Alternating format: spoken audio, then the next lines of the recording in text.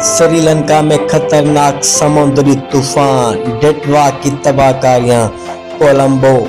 سری لنکا کے ساحلی علاقوں میں سمندری طوفان ڈیٹوا نے تباہی مچا دی۔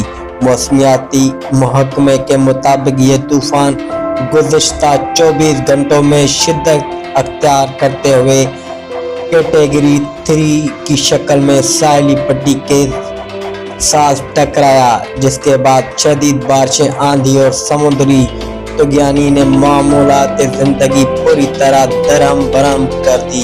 حکام کے مطابق جنوبی اور مشرقی ساحلی علاقوں طوفان سے بدترین متاثر ہوئے، جہاں ہواؤں کی رفتار 150 کلومیٹر فی گھنٹہ تک ریکارڈ کی گئی۔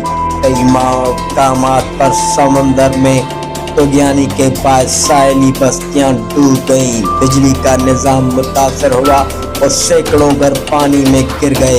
ریسکیو آپریشن جاری۔ Sri Lanka disaster management authority کا کہنا ہے کہ فوج، نیوی اور ریسکیو ٹیمیں متاثرہ علاقوں میں امدادی کارروائیوں میں مصروف ہیں۔ اب تک سینکڑوں افراد کو محفوظ مقامات پر منتقل کیا جا چکا، جبکہ متعدد شاہراہوں بند ہونے کے باعث امدادی کاموں میں مشکلات کا سامنا۔ موسمی ماہرین کا خدشہ۔ محکمہ موسمیات نے خبردار کیا ہے کہ طوفان کا مرکز آہستہ آہستہ ملک کے اندرونی حصوں کی طرف بڑھ رہا ہے، جس کے باعث اگلے چند گھنٹوں میں مزید بارشیں اور لینڈ سلائڈنگ کا خطرہ ہے۔ ماہرین نے شہریوں کو بلا ضرورت گھروں سے باہر نہ نکلنے اور حکومتی ہدایات پر عمل کرنے کی اپیل کی۔ سری لنکا حکومت نے ہنگامی حالات نافذ کرتے ہوئے اسکول بند کر دیے ہیں اور ساحلی آبادیوں کو فوری طور پر محفوظ مقامات پر جانے کی ہدایت۔